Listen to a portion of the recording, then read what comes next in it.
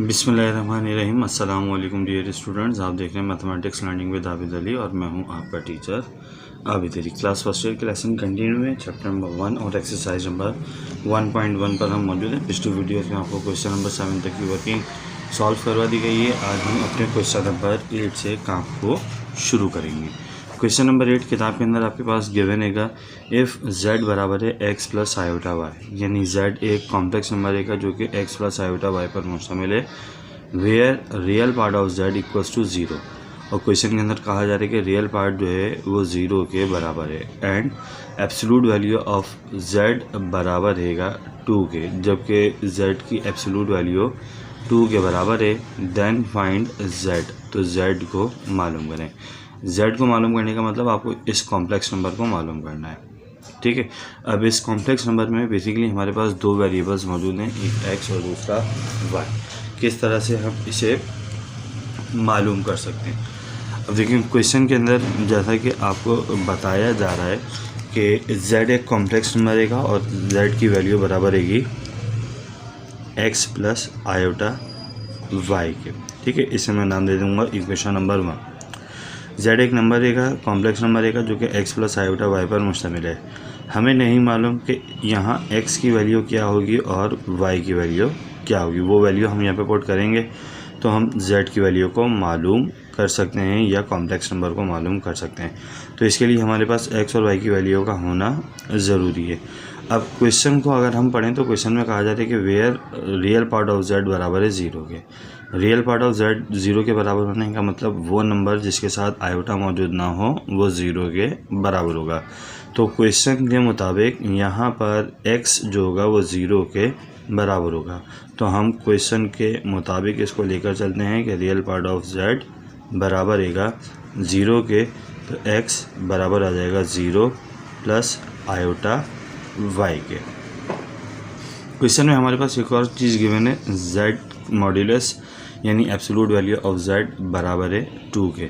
तो हम यहाँ पर एब्सोल्यूट वैल्यू के फार्मूले का अगर इस्तेमाल करें तो हमें पता है कि एब्सोल्यूट वैल्यू ऑफ z बराबर होती है a square plus b square के। अब a का मतलब होता है रियल पार्ट और b का मतलब होता है इमेजनरी पार्ट। क्वेश्चन के मुताबिक रियल पार्ट 0 के बराबर है तो हम a की जगह पे पुट कर देंगे 0 प्लस इमेजनरी पार्ट y के बराबर है तो ये आ गया y और उसके ऊपर square equals to modulus of z। Question के मुताबिक बराबर है 2 के, तो यहाँ आ गया 2, तो ये आ गया 2 इक्वल्स टू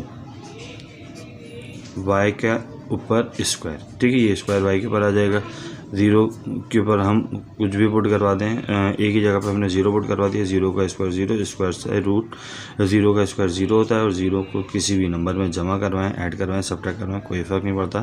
तो y स्क्वायर और उसके ऊपर रूट बराबर आ जाएगा 2 के। स्क्वायर से रूट कैंसिल आउट तो 2 बराबर आ गया y के, यानी y की वैल्यू बराबर आ गई 2 के। तो हमारे पास इमेजनरी पार्ट भी हासिल हो गया। इसके बाद हमारा काम ये होगा कि हम इसे इक्वेशन नंबर 1 में पुट कर दें, z equals to x plus iota y। अब क्वेश्चन के मुताबिक रियल पार्ट तो 0 के बराबर था, जबकि आप y की जगह पे क्या पुट कर सकते हैं 2, तो z बराबर आ गया 0 आयोटा और y की जगह पर 2, तो z equals to 0 plus 2 iota और ये हमारा हो जाएगा जवाब, ठीक है जी। यहाँ पर इस सवाल के अंदर अगर हम देखें तो बेसिकली इसको इस अंदाज में भी हल किया जा सकता है कि 2 बराबर आएगा 0 और उसके ऊपर स्क्वायर, ये बन गया y के ऊपर स्क्वायर, ठीक है जी। 0 का स्क्वायर 0 होता है, लिहाजा आप इसे अगर रिमूव भी करेंगे तो कोई फ़र्क नहीं पड़ता। सबसे पहले ये स्क्वायर रूट ख़त्म करना है। स्क्वायर रूट ख़त्म करने के लिए आप स्क्वायरिंग करवा देंगे बोथ साइड। ये आ गया 2 और उसके ऊपर स्क्वायर और स्क्वायर रूट y स्क्वायर और उसके ऊपर स्क्वायर। 2 का स्क्वायर बराबर 4 के, स्क्वायर से रूट कैंसिल आउट तो y स्क्वायर बराबर आ गया 4 के। अब y की वैल्यू को मालूम करने के लिए आपको स्क्वायर रूट अप्लाई करना पड़ेगा बोथ साइड। तो square root on both side, y के ऊपर स्क्वायर रूट और 4। स्क्वायर रूट जब कभी भी अप्लाई होगा 2 साइन के साथ आएगा, तो y equals two plus minus 2। अब y की वैल्यू +2 भी आ गई और -2 भी आ गई। इसका मतलब जब हम इसे इक्वेशन नंबर 1 के अंदर पुट करवाएंगे z = x + i के, तो क्वेश्चन के मुताबिक x किसके बराबर आया, 0 के, जबकि y की वैल्यू हमारे पास किसके बराबर आ गई, ± i के। तो z = x की जगह पे 0 + i, y की जगह पे आ गया ±i2। तो z = 0 ± 2 i और आपका आंसर। यहाँ से अगर आप 0 को वैनिश करके दिखाएं तो z = ±2 i, ये भी आपका आंसर कहलाएगा। और यहाँ का हमारा क्वेश्चन नंबर 8 जो है वो मुकम्मल हुआ।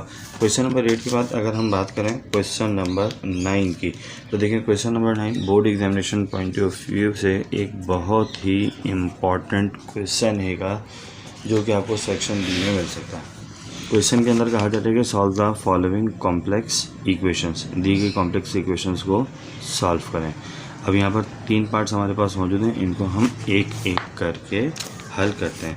पार्ट नंबर 1 हमारे पास मौजूद है, इसका x, y × 2, 3 बराबर है -4, 7 के।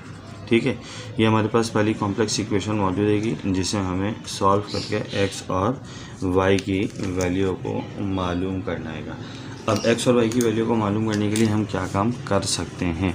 सबसे पहला काम तो ये होगा कि हमें लेफ़्ट हैंड साइड पर 2 कॉम्प्लेक्स नंबर नज़र आ रहे हैं, x, y × 2, 3। इनको हम मल्टीप्लाई करवा देते हैं। ठीक है, अब देखें इनको मल्टीप्लाई करने के लिए जाएंगे तो हमें बेसिकली कॉम्प्लेक्स नंबर की प्रोडक्ट का फार्मूला पता होना चाहिए। हमें पता है कि अगर 2 कॉम्प्लेक्स नंबर z1 और z2 मल्टीप्लाई होते हैं तो उसका फार्मूला बनता है AC + BD, AD - BC। ये फार्मूला बनता है हमारे पास कॉम्प्लेक्स नंबर की प्रोडक्ट के लिए, यानी कॉम्प्लेक्स नंबर्स को मल्टीप्लाई करने के लिए। अब सवाल ये पैदा होगा कि यहाँ पे A, B, C और D की वैल्यू क्या होगी। तो लेफ्ट हैंड साइड पर आपके पास जो पहला ब्रैकेट मौजूद है उसमें पहला नंबर A, दूसरा नंबर B, तीसरा नंबर C और चौथा नंबर D कंसीडर हो जाएगा। एंड देन आप अब इसे अपने फार्मूले में पुट कर देंगे। जब फार्मूले में वैल्यू को पुट करेंगे तो देखें A की जगह पर x, C की जगह पर आ जाएगा 2, प्लस B की जगह पर y और D की जगह पर आ जाएगा 3, कॉमा A की जगह पर वैल्यू आ जाएगी x, D की जगह पर वैल्यू आ जाएगी 3, माइनस B की जगह पर वैल्यू आ जाएगी y और C की जगह पर आ जाएगा 2। ठीक है, इज इक्वल्स टू -4, 7 और इसे हम मीडियम ब्रैकेट में पैक कर देते हैं। यह आ गया 2 × 1 = 2x + 3 × 3y, ये बन गया 3x - 2y = -4, 7। अब देखें आपके पास जो लेफ्ट हैंड साइड पर 2 ब्रैकेट्स मौजूद थे वो अब एक ब्रैकेट के ऊपर तब्दील हो चुका है। दोनों ब्रैकेट्स दोनों तरफ आपके पास एक एक वैल्यू मौजूद है, कॉमा से पहले और कॉमा के बाद। यहाँ पर भी कॉमा से पहले और कॉमा के बाद एक एक वैल्यू मौजूद है। क्वेश्चन के मुताबिक ये कॉम्प्लेक्स इक्वेशन है। कॉम्प्लेक्स इक्वेशन होने का मतलब ये होगा कि इस इक्वेशन में मौजूद दोनों नंबर कॉम्प्लेक्स नंबर को रिप्रेजेंट करेंगे। कॉम्प्लेक्स नंबर को रिप्रेजेंट करने का मतलब ये होगा कि इस वक्त जो हमारे पास कंडीशन बनी है इसमें पहला नंबर रियल नंबर कहलाएगा और दूसरा नंबर इमेजनरी नंबर कहलाएगा। इसी तरीके से यहाँ पर पहला नंबर रियल नंबर कहलाएगा और दूसरा नंबर इमेजनरी नंबर कहलाएगा। अब इन दोनों कॉम्प्लेक्स नंबर्स के दरमियान में इक्वल का साइन मौजूद है। इक्वल का साइन मौजूद होने की वजह से हमारा काम ये होगा कि हम इनको कंपेयर कर लेंगे। जब हम इन्हें कंपेयर करेंगे तो 2x + 3y = -4, इसे मैं नाम दे दूंगा इक्वेशन नंबर 1 का, और फिर 3x - 2y = 7, इसे मैं नाम दे दूंगा इक्वेशन नंबर 2 का। ये पूरा काम जो मैंने किया है ये कहाँ से किया है, कंपेयरिंग के ज़रिए किया है। तो मैं आपके लिए याद दहानी के लिए यहाँ पर लिख भी देता हूँ बाय कंपेयरिंग। ठीक है जी, कंपेयरिंग करने की वजह से हमने इसे अलग किया। अब देखिए हमारे पास 2 इक्वेशंस मौजूद हैं जिनको साइमल्टेनियसली हम सॉल्व कर सकते हैं। साइमल्टेनियसली इनको अगर हम हल करने के लिए जाएँ तो मैट्रिसेस इस्तेमाल कर सकते हैं, इनको हम एलिमिनेशन मेथड के ज़रिए सॉल्व कर सकते हैं। इनको हम जो है उस सब्स्टिट्यूशन मेथड के ज़रिए सॉल्व कर सकते हैं। डिफरेंट मेथड हमारे पास मौजूद हैं जिसके ज़रिए इनको हम हल कर सकते हैं। तो हम यहाँ पर किसी एक मुनासिब आसान से मेथड को लेकर चलेंगे। अब हम आसान से मेथड के अंदर सब्स्टिट्यूशन मेथड को उठाएंगे और इसमें इक्वेशन नंबर 1 को कॉल कर लेंगे। इक्वेशन नंबर 1 हमारे पास जो मौजूद है वो है 2x + 3y = -4। यहाँ से हम x की वैल्यू को निकालते हैं। प्लस का 3y इक्वल के दूसरी तरफ जाकर माइनस का 3y, तो माइनस का 4 माइनस का 3y हो जाएगा। 2 मल्टीप्लाई करता है इक्वल के दूसरी तरफ जाकर डिवाइड करेगा, तो -4 माइनस 3y डिवाइडेड बाई 2। ये हमारे पास x की वैल्यू आ गई फ्रॉम इक्वेशन नंबर 1। इसे हम पुट कर देंगे अपनी इक्वेशन नंबर 2 में। तो हम यहाँ पे पहले इक्वेशन नंबर 2 को उठा लेते हैं। इक्वेशन नंबर 2 के मुताबिक हमारे पास मौजूद है 3x - 2y = 7। इसमें हम पुट करवा देते हैं x की वैल्यू को। यहाँ पे मैं लिख देता हूँ put x = -4 minus 3y upon 2। अभी फार्मूले में जब हम वैल्यू को पुट करेंगे तो किस तरह से पुट करेंगे, ये आ जाएगा हमारे पास 3 ब्रैकेट x की जगह पर -4 माइनस 3y डिवाइडेड बाय 2, जबकि माइनस का 2y = 7 हो जाएगा। 3 को इन दोनों नंबरों से मैं मल्टीप्लाई करवा दूंगा। 3 4 = 12 माइनस 3 3 = 9y डिवाइडेड बाय 2। इस माइनस के 2 को उठाऊंगा और मैं इक्वल के दूसरी तरफ लेकर चला जाऊंगा, तो ये माइनस का 2y इक्वल के दूसरी तरफ जाकर प्लस का 2y हो जाएगा। ये 2 डिवाइड करा इस तरफ जाकर इन दोनों नंबरों के साथ मल्टीप्लाई हो जाएगा, तो माइनस का 12 माइनस का 9y बराबर हो जाएगा 2 ब्रैकेट 7 प्लस 2y। यह आ जाएगा माइनस का 12y माइनस का 12 माइनस का 9y = 2 7 = 14 प्लस 2 2 = 4y प्लस का 14 इक्वल के दूसरी तरफ जाकर माइनस का 14 हो जाएगा और माइनस का 9y इस तरफ जाकर प्लस का 9y हो जाएगा। तो माइनस का 12 और माइनस का 14 = 4y प्लस 9y हो जाएगा। 14 प्लस 12 बराबर हो जाएगा 26 माइनस साइन के साथ 9 + 4 13y। 13 मल्टीप्लाई करता है इक्वल के दूसरी तरफ जाकर डिवाइड करेगा। 13 × 13 और 13 2 = 26।